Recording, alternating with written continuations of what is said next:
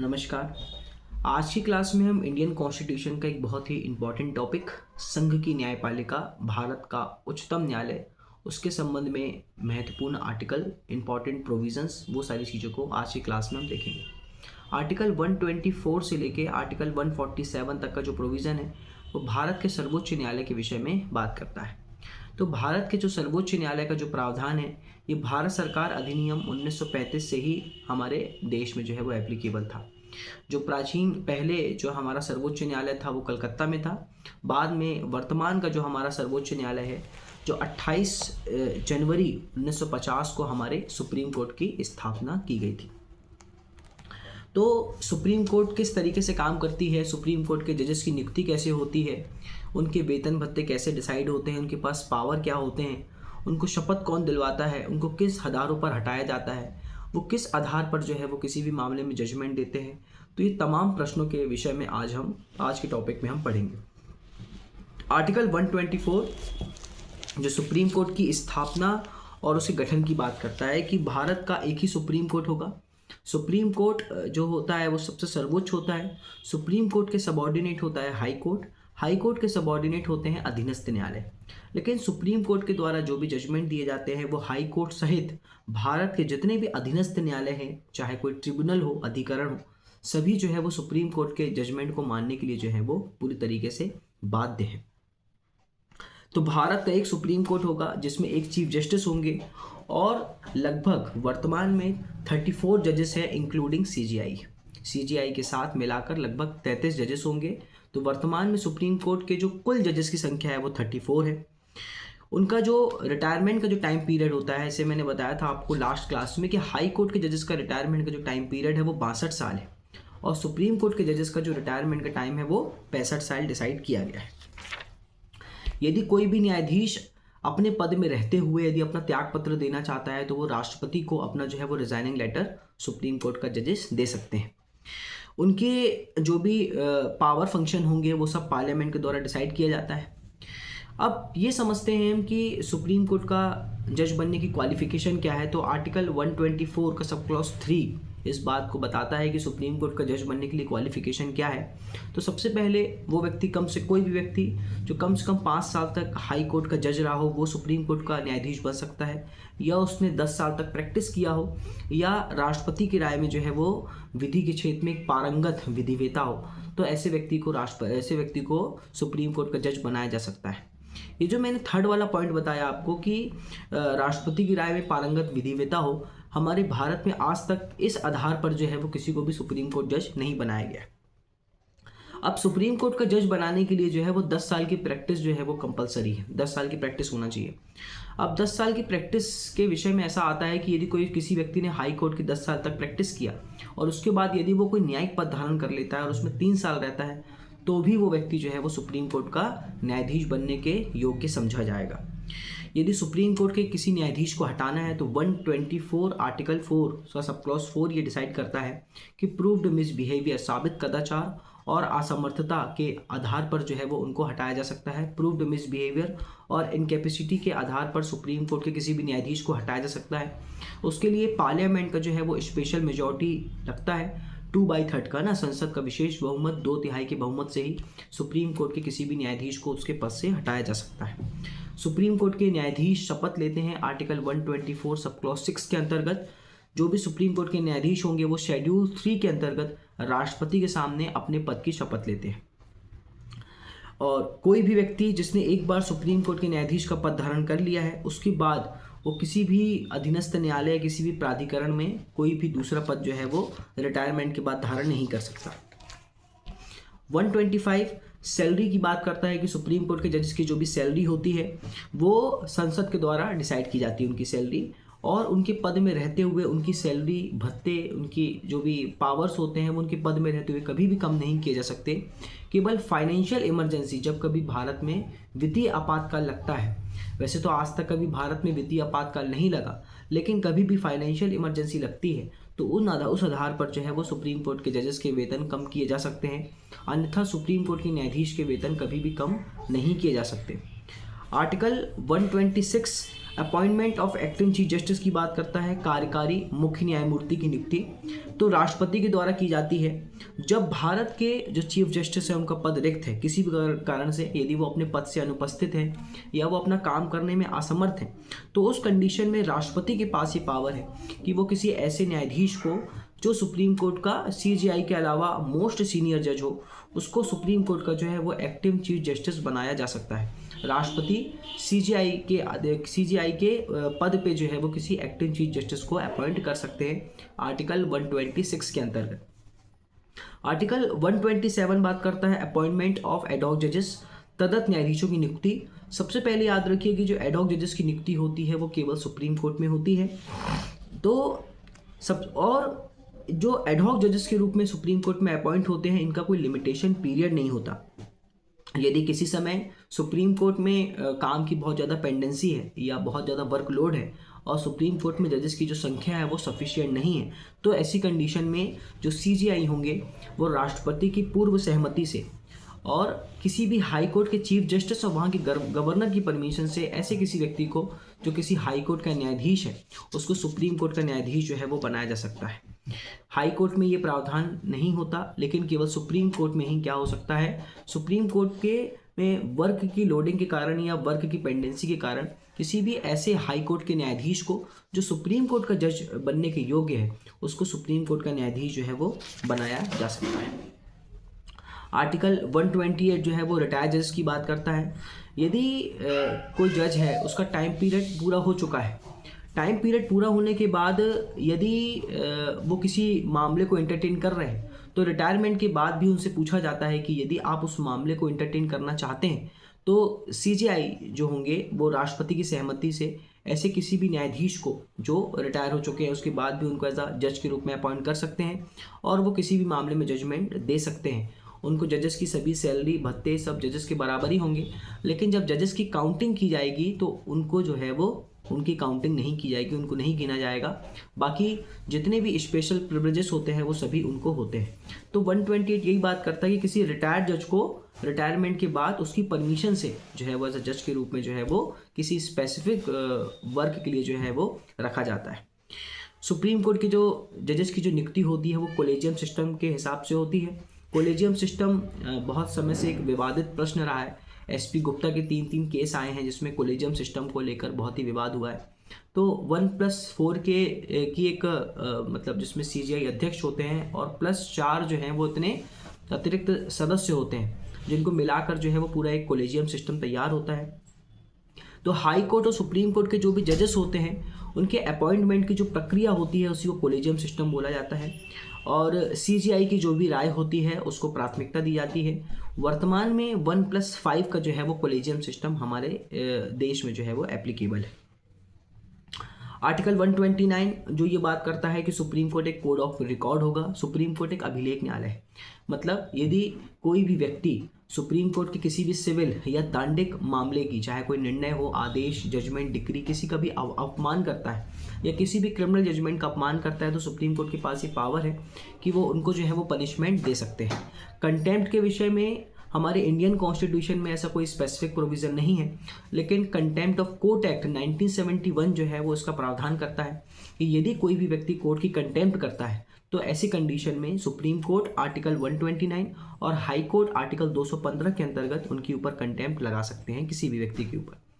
Supreme court के जो भी स्थान है तो आर्टिकल 130 में बताया गया है कि सीट ऑफ सुप्रीम कोर्ट, तो वर्तमान में सुप्रीम कोर्ट दिल्ली में है, लेकिन सीजीआई के पास पावर है कि वो उसके जो भी सुप्रीम कोर्ट का स्थान है वो राष्ट्रपति के जो है वो अनुमोदन से समय समय पर उसका स्थान बदल सकते हैं, लेकिन ये उनके पास कोई ऑप्शनल पावर नहीं है, पार्लियामेंट की भी इसमें सहमति लगती है। सुप्रीम कोर्ट के जो भी न्यायाधीश होते हैं वो रिटायरमेंट के बाद कहीं पर भी प्रैक्टिस नहीं कर सकते।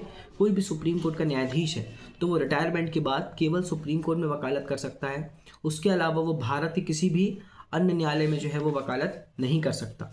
आर्टिकल 133 इनकी ओरिजिनल जुरिडिक्शन की बात करता है, उच्चतम न्यायालय की आरंभिक अधिकारिता। आरंभिक अधिकारिता का मतलब ये होता है कि सुप्रीम कोर्ट के पास कोई स्पेसिफिक पावर होता है कि यदि सेंट्रल गवर्नमेंट या स्टेट गवर्नमेंट के बीच में यदि कभी भी कोई डिस्प्यूट हो जाता है या एक तरफ सेंट्रल गवर्नमेंट है और स्टेट गवर्नमेंट है और दूसरी तरफ भी कुछ स्टेट्स है, या यदि 2-4 स्टेट जो है वो आपस में उनके बीच में यदि कोई भी डिस्प्यूट हो जाता है तो ऐसे विवादों का निपटारा जो है वो सुप्रीम कोर्ट के द्वारा किया जाता है। कहने का मतलब ये है कि यदि भारत सरकार और राज्य सरकार, या एक तरफ भारत सरकार और कुछ राज्य और दूसरी तरफ भी कुछ राज्य, इनके बीच में आपस में कोई भी डिस्प्यूट हो जाता है, या 2 या अधिक राज्य जो है वो आपस में लड़ जाते हैं, तो ऐसे विवादों का निपटारा जो है वो सुप्रीम कोर्ट के द्वारा किया जाता है। आर्टिकल 131 के अंतर्गत सुप्रीम कोर्ट की आर्टिकल 132 ये बात करता है कि सुप्रीम कोर्ट की अपीलीय अधिकारिता। याद रखिए कि यदि हाई कोर्ट ने किसी भी सिविल या दांडिक मामले में कोई भी निर्णय पास किया, कोई निर्णय, डिक्री या कोई भी फाइनल ऑर्डर पास किया, तो उसकी अपील जो है वो सीधा सुप्रीम कोर्ट में की जा सकती है। आर्टिकल 132 सुप्रीम कोर्ट की अपीलीय अधिकारिता की बात करता है। आर्टिकल 133 सुप्रीम कोर्ट की सिविल जो विषय से संबंधित जो भी उनकी अपीलीय अधिकारिता है सिविल मैटर की, उसकी बात करता है आर्टिकल 133।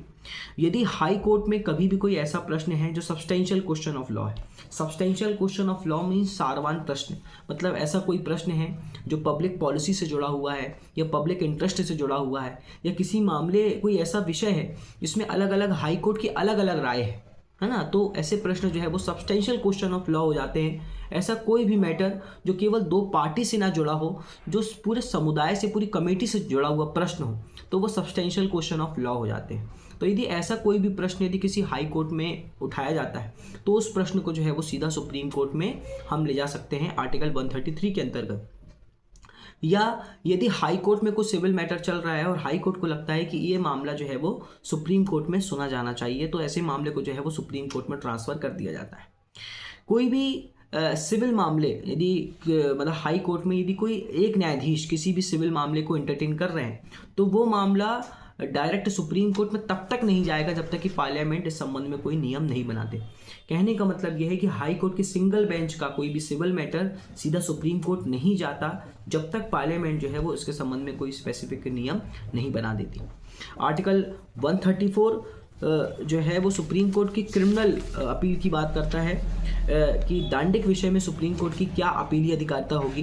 देखिए, यदि सुप्रीम कोर्ट में कोई अपील फाइल हुई, आर्टिकल 134 बता रहा हूँ मैं, सुप्रीम कोर्ट में यदि कोई अपील फाइल होती है और सुप्रीम कोर्ट क्या करती हैं, किसी के एक्विटल को डायरेक्ट कन्विक्शन में बदल देते हैं और उसको डेथ सेंटेंस में कन्वर्ट कर देते हैं, दोष मुक्ति को दोष सिद्धि में बदल कर उसको सीधा मृत्यु दंड की सजा सुना देते हैं। या फिर हाई कोर्ट क्या करता है, अपने सबॉर्डिनेट किसी कोर्ट से कोई मामले को अपने पास मंगवाता है और उसमें डेथ सेंटेंस सीधा जो है वो डिक्लेयर कर देता है, तो उसकी अपील भी सुप्रीम कोर्ट में होती है। या हाई कोर्ट को लगता है कि ऐसा कोई मामला है जो सुप्रीम कोर्ट के द्वारा सुना जाना चाहिए, तो हाई कोर्ट आर्टिकल 134A के अंतर्गत एक एप्लीकेशन के द्वारा जो है वो किसी भी मामले को पक्षकार को बोल सकता है कि ये मामला आप डायरेक्ट सुप्रीम कोर्ट लेकर जाओ। तो ये 134 सुप्रीम कोर्ट की जो है वो क्रिमिनल जुरिडिक्शन, क्रिमिनल अपील की बात करता है। अब एक बहुत ही इंपॉर्टेंट प्रोविज़न आता है आर्टिकल 136, जिसको हम SLP के नाम से जानते हैं, विशेष दया याचिका या विशेष लीव पिटीशन। यदि भारत के किसी भी न्यायालय या किसी भी अधिकरण ने कोई भी जजमेंट दिया, कोई भी निर्णय, कोई भी डिक्री, ऑर्डर, है ना, कोई भी दंडादेश पास किया, तो उसकी अपील जो है वो SLP के माध्यम से सुप्रीम कोर्ट में हो सकती है। याद रखिए, SLP केवल हाई कोर्ट के आदेश को केवल SLP के माध्यम से सुप्रीम कोर्ट नहीं ले जाया जाता, चाहे भारत का कोई भी न्यायालय हो, है ना, या कोई भी अधिकरण हो, उसका कोई भी आदेश है तो उसके आदेश को हम सीधा जो है वो SLP के माध्यम से, SLP का मतलब होता है हम एक प्रार्थना पत्र से आप समझ सकते हो कि एक प्रार्थना पत्र है। देखिए, सुप्रीम कोर्ट में हम जब भी कभी कोई सूट फाइल करते हैं तो हम सीधा सूट फाइल नहीं करते, पहले हम SLP के माध्यम से अपने मामले की अर्जेंसी बताते हैं सुप्रीम कोर्ट को कि हमारा मामला अर्जेंट है। फिर सुप्रीम कोर्ट उस चीज़ की जांच करता है कि हाँ, आपका मामला अर्जेंट है कि नहीं, और यदि वो ये चीज़ पाते हैं कि बिल्कुल आपके मामले में अर्जेंसी है, तो सुप्रीम कोर्ट जो है वो उसको एक्सेप्ट करते हैं। SLP is not our discretionary power, है ना, हमारा ये कोई राइट नहीं है कि हम इसकी अधिकार की तरह इसकी मांग नहीं कर सकते। साथ ही साथ ज़रूरी नहीं है कि हमेशा किसी हाई कोर्ट ने किसी मामले में कोई अंतिम ऑर्डर दे दिया, फाइनल ऑर्डर दिया हो, वही मामला केवल SLP के माध्यम से चैलेंज होगा, ऐसा बिल्कुल ज़रूरी नहीं है। यदि किसी भी हाई कोर्ट या सबऑर्डिनेट कोर्ट ने कोई इंटरिम ऑर्डर दिया हो, तो इंटरिम ऑर्डर भी SLP के माध्यम से जो है वो सुप्रीम कोर्ट में चैलेंज हो सकते हैं। जैसे आर्टिकल 132, 133 और 134 उसके अंतर्गत उन आर्टिकल्स के अंतर्गत जो मैटर सुप्रीम कोर्ट में चैलेंज होते हैं तो उनका फाइनल होना जरूरी होता है। लेकिन एसएलपी के माध्यम से कोई मामले जो है वो सुप्रीम कोर्ट में चैलेंज होते हैं तो उनका फाइनल होना जो है वो ज़रूरी नहीं है। जो सैनिक अदालत से संबंधित जो भी मामले होते हैं वो एसएलपी के माध्यम से कभी चैलेंज नहीं किए जाते, वहाँ पर एसएलपी का प्रोविज़न एप्लीकेबल नहीं होता। एसएलपी का जो लिमिटेशन पीरियड होता है वो 90 डेज है। ठीक है। आर्टिकल 137 जो है वो सुप्रीम कोर्ट की जो है वो रिव्यू पावर की बात करता है, जिस प्रोविज़न को हमने अमेरिका के कॉन्स्टिट्यूशन से लिया है। तो सुप्रीम कोर्ट अपने किसी भी निर्णय या किसी आदेश का पुनः विलोकन कर सकता है, रिव्यू कर सकता है, पुनः जांच कर सकता है। सुप्रीम कोर्ट जो भी जजमेंट देता है, जो भी ऑर्डर पास करते हैं, तो वो अपने द्वारा दिए गए जजमेंट या ऑर्डर से बाध्य नहीं होते। सुप्रीम कोर्ट जब कभी भी चाहें, उनने जो भी ऑर्डर दिया है, जो भी जजमेंट पास किया है, वो उसको जो है वो कभी भी बदल सकते हैं। आर्टिकल 140 इंपॉर्टेंट है, जो ancillary power of the supreme court की अनुषांगिक शक्ति की बात करता है। तो न्याय की उद्देश्य की प्राप्ति के लिए सुप्रीम कोर्ट को जो है ये शक्ति दी जाती है। संसद के पास से पावर है कि संसद क्या करती है, किसी भी सुप्रीम कोर्ट को संसद जो है वो हमारे भारत के सुप्रीम कोर्ट को एक अनुपूरक शक्ति प्रदान करती है। मतलब सुप्रीम कोर्ट के पास जितना पावर है काम करने के लिए, यदि वो किसी कारण से यदि वो सफिशिएंट नहीं है तो सुप्रीम कोर्ट जो है वो उनको एडिशनली पावर, इसको हम सप्लीमेंट्री पावर बोलते हैं, वो पार्लियामेंट के द्वारा दिया जाता है, जिसके कारण सुप्रीम कोर्ट जो है वो और बेहतर तरीके से कार्य जो है वो कर सके। आर्टिकल 144 ये बात करता है कि सुप्रीम कोर्ट द्वारा जो भी विधियां बनाई जाएगी या जो भी नियम जारी किए जाएंगे, वो नियम जो है वो भारत के सभी न्यायालय, high court, subordinate court, tribunal सभी पर जो है वो बाध्यकारी होंगे। आर्टिकल 143 जो है वो एडवाइजरी पावर की बात करता है, सलाहकारी शक्ति। यदि राष्ट्रपति किसी भी मामले को देख रहे हैं, राष्ट्रपति को कभी भी विधि और तथ्य का कोई भी ऐसा प्रश्न राष्ट्रपति के सामने उत्पन्न हो जाता है जिसमें राष्ट्रपति को लगता है कि मुझे सुप्रीम कोर्ट की सलाह लेना चाहिए, तो यहाँ पर आर्टिकल 143 के अंतर्गत राष्ट्रपति जो है वो सुप्रीम कोर्ट से विधि और तथ्य के विषय में किसी भी तरीके की कोई भी सलाह ले सकते हैं। Ismail Farooqui versus Union of India 1994। Supreme Court ने बाबरी मस्जिद के मामले में सहायता देने के लिए पहली बार जो है वो राष्ट्रपति को मना कर दिया था, है ना। यहाँ पर सुप्रीम कोर्ट ने जो है वो बाबरी मस्जिद का एक मामला था जिसमें राष्ट्रपति को जो है वो सुप्रीम कोर्ट ने सलाह देने से जो है वो मना कर दिया था। आर्टिकल 145 जो रूल ऑफ कोर्ट्स की बात करती है, न्यायालय के नियम। तो न्यायालय के नियम राष्ट्रपति के द्वारा बनाए जाते हैं। जो भी सुप्रीम कोर्ट की पद्धति होती है, प्रक्रिया होते हैं, रूल रेगुलेशन होते हैं, वो सब सुप्रीम कोर्ट खुद बनाता है। उसके अलावा कोई अतिरिक्त नियम होते हैं तो वो पार्लियामेंट के द्वारा बनाए जाते हैं। यदि कभी भी सुप्रीम कोर्ट में कॉन्स्टिट्यूशनल इंटरप्रिटेशन या संविधान के निर्वाचन को लेकर कभी भी कोई प्रश्न अराइज होता है तो ऐसे, या फिर सब्सटेंशियल क्वेश्चन ऑफ लॉ को लेकर कभी भी कोई प्रश्न अराइज होता है तो ऐसे मामले को हमेशा कॉन्स्टिट्यूशनल बेंच के द्वारा जो है वो एंटरटेन किया जाता है। जो 5 जजेस की बेंच होती है वही किसी ऐसे मैटर को देखती है जो संविधान के निर्वाचन से संबंधित कभी भी कोई प्रश्न होते हैं। आर्टिकल 146 सुप्रीम कोर्ट के अधिकारी और सेवक। तो सुप्रीम कोर्ट के जितने भी अधिकारी होते हैं, सेवक होते हैं, जितने भी एम्प्लॉयज़ होते हैं, उनकी नियुक्ति जो है वो सीजीआई के द्वारा की जाती है। सीजीआई उनकी खुद नियुक्ति करते हैं। सुप्रीम कोर्ट जो है वो हमारे इंडिया में एक इंडिपेंडेंट जुडिशरी है। जो लेजिस्लेचर होता है वो लॉ बनाता है और सुप्रीम कोर्ट जो है वो न्याय का काम करता है। लेकिन सुप्रीम कोर्ट के पास एक जुडिशियल रिव्यू का पावर है। हाई कोर्ट के पास भी, सुप्रीम कोर्ट के पास भी है जुडिशियल रिव्यू, जिसको हमने अमेरिका के कॉन्स्टिट्यूशन से अडॉप्ट किया था। यदि केंद्र और राज्य सरकार या जो स्टेट और सेंट्रल की लेजिस्लेचर यदि कभी भी कोई ऐसा कानून बनाती है जो हमारे कॉन्स्टिट्यूशनल प्रोविज़न के अगेंस्ट हो या ultra vires of the law हो या मौलिक अधिकार का उल्लंघन करते हो, तो ऐसी कंडीशन में सुप्रीम कोर्ट के पास ये पावर है कि वो लेजिस्लेचर द्वारा बनाए गए कानून को जो है वो नल एंड वॉइड डिक्लेयर कर सकती है। ये जस्टिस मार्शल के द्वारा एक यूएसए में केस था, मारवाड़ी वर्सेस मेडिसिन। उस केस से ये जुडिशियल रिव्यू का कॉन्सेप्ट आया था, जिसको हमने अपने इंडियन कॉन्स्टिट्यूशन में L Chandra Kumar versus Union of India के केसेस को हमने अपने इंडियन कॉन्स्टिट्यूशन में अडॉप्ट किया है। तो आर्टिकल 124 से लेके आर्टिकल 147 तक के जो पूरा प्रोविज़न है जो सुप्रीम कोर्ट से संबंधित है, तो जो भी इंपॉर्टेंट आर्टिकल्स आपके सेमेस्टर के हिसाब से या यदि आप जुडिशियल एग्ज़ाम की तैयारी कर रहे हैं तो उसके हिसाब से जो भी इंपॉर्टेंट प्रोविज़न थे उनको हमने देखा। यदि आप लॉ के ऐसे ही यदि इंपॉर्टेंट कोई भी टॉपिक चाहते हैं या किसी विषय में चाहते हैं कि इनका मैं वीडियो बनाऊं, तो मुझे मेरे यूट्यूब पे कमेंट बॉक्स में जो है वो आप कमेंट कीजिए। और यदि मेरा वीडियो अच्छा लगा हो तो कमेंट कीजिए और बेल आइकन पे क्लिक कीजिए। धन्यवाद।